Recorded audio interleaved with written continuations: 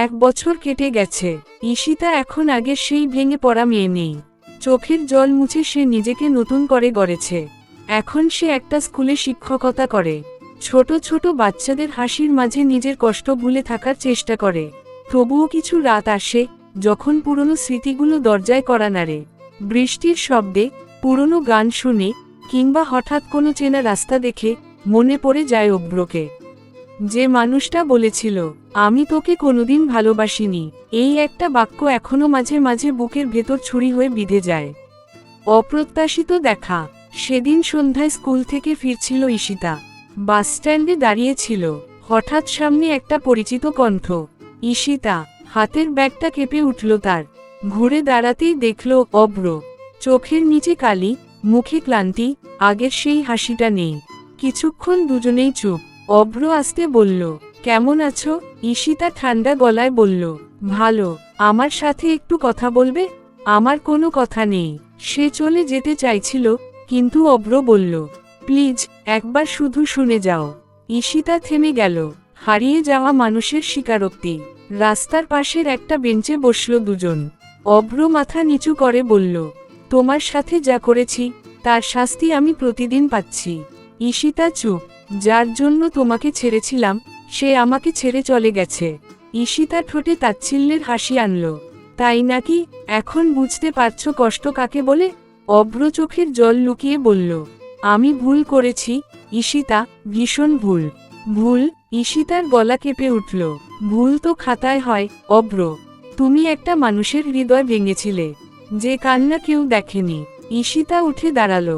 তুমি জানো, তুমি চলে যাওয়ার পর আমি কত রাত ঘুমাতে পারিনি? অভ্র চুপ। আমি প্রতিদিন ভাবতাম, আমার দোষটা কোথায় ছিল?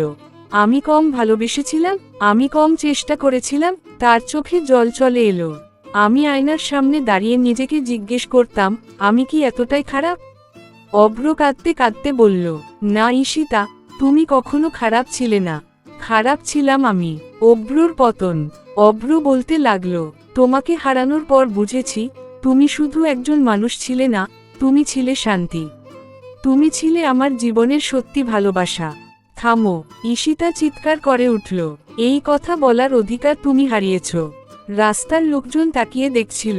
যেদিন আমি কাঁদছিলাম সেদিন তুমি কোথায় ছিলে? অভ্র মাথা নিচু করে বসে রইল। মায়ের কথা। ঈশিতা বাড়ি ফিরে দরজা বন্ধ করে অনেকক্ষণ কাঁদল। মা এসে মাথায় হাত রেখে বললেন, আবার কেন কাঁদছিস? ঈশিতা শিশুর মতো কাঁদতে কাঁদতে বলল, মা, সে ফিরে এসেছে। মা দীর্ঘশ্বাস ফেললেন। যে মানুষ ভাঙে সে মাঝে মাঝে ফিরে আসে, কিন্তু যে ভেঙে যায় সে আর আগের মতো হয় না। ঈশিতা মায়ের কোলে মাথা রাখল। আমি কি এখনো তাকে ভালোবাসি মা?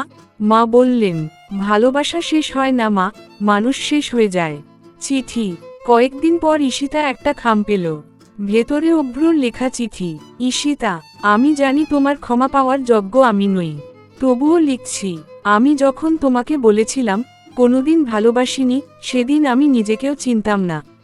ভালোবাসা কি সেটা বুঝিনি, তোমাকে হারিয়ে বুঝেছি। আজ আমি একা। চারপাশে মানুষ আছে, কিন্তু শান্তি নেই। কারণ শান্তিটা ছিল তোমার কাছে। আমি জানি তুমি হয়তো আর কখনো ফিরবে না।